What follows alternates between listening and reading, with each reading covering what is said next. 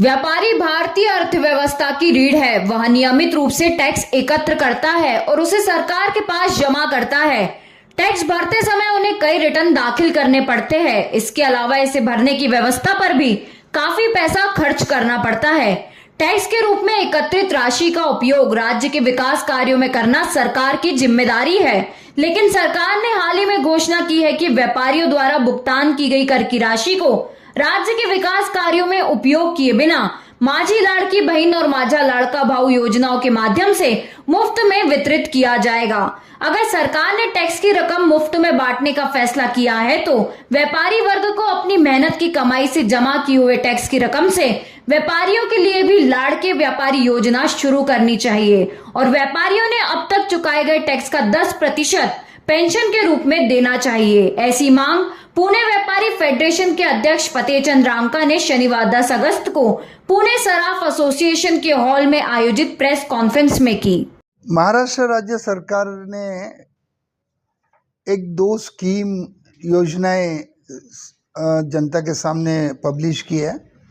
एक तो माझी लाड़की बहन और लाड़के भाऊ, हम उनका तो स्वागत करते ही हैं, मगर हमारा एक कहना है कि व्यापारी हमेशा कर वसूल करता है और सरकार के तिजोरी में डिपॉजिट करता है।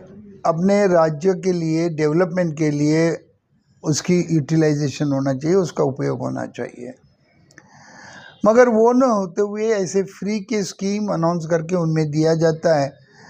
तो हम जब टैक्स कलेक्ट करते हैं, टैक्स कलेक्ट करते समय बहुत खर्चे भी सहन करने पड़ते हैं। तो हमारा कहना है कि हमने जो टैक्स भरा है, जीएसटी हो कि दूसरा कोई भी, उस पूरे टैक्स के 10% हमें पेंशन के रूप में मिलनी चाहिए। हमारे लाड़का व्यापारी योजना जाहिर करे, ऐसी हमारी सरकार से मांग है। इस समय महेंद्र पितलिया ने कहा कि पुणे महापालिका ने दुकानों पर विज्ञापन बोर्ड और होर्डिंग्स पर लगने वाला टैक्स 111 रुपए से बढ़ाकर सीधे 580 रुपए कर दिया है।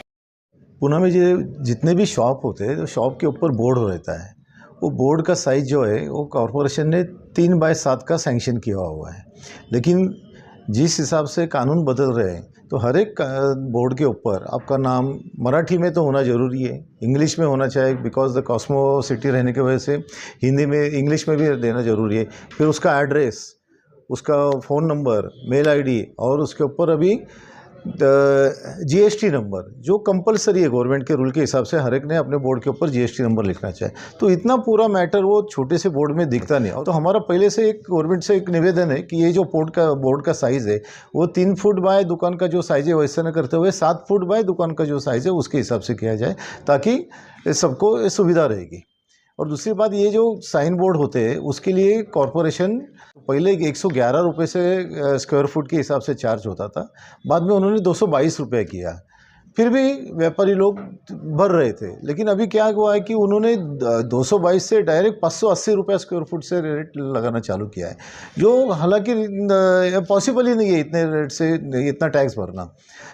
जीएसटी में जांचक कानूनों में बदलाव की चर्चा करते हुए सूर्यकांत पाठक ने कहा कि ईमानदार व्यापारी को जीएसटी की राशि ब्याज और जुर्माने के साथ सरकार को जमा करनी होती है। ब्याज और जुर्माने के साथ 2 गुना जीएसटी देना पड़ता है। जो सच्चा व्यापारी है, जो जीएसटी भरता है, उसको ज़्यादा तकलीफ है। कानून में 16/2 एक कलम है, उसमें ऐसा लिखा है कि अगर आपने सेट ऑफ लिया है तो सामने वाले ने जब जीएसटी भरा नहीं है तो उसका जिम्मेदारी आपके ही पास रहेगी।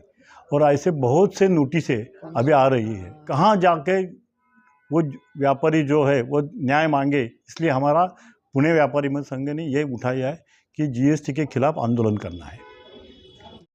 इस पत्रकार वार्ता में अध्यक्ष फतेहचंद रांका, सचिव महेंद्र पितलिया, उपाध्यक्ष सूर्यकांत पाठक, नितिन काकड़े, अरविंद कोठारी, संयुक्त सचिव मिलिंद शालगर, कोषाध्यक्ष बॉबी मैनी के साथ कोषाध्यक्ष प्रमोद शाह उपस्थित थे। ऐसे ही खबरों के लिए जुड़े रहिए आज का आनंद न्यूज नेटवर्क पर।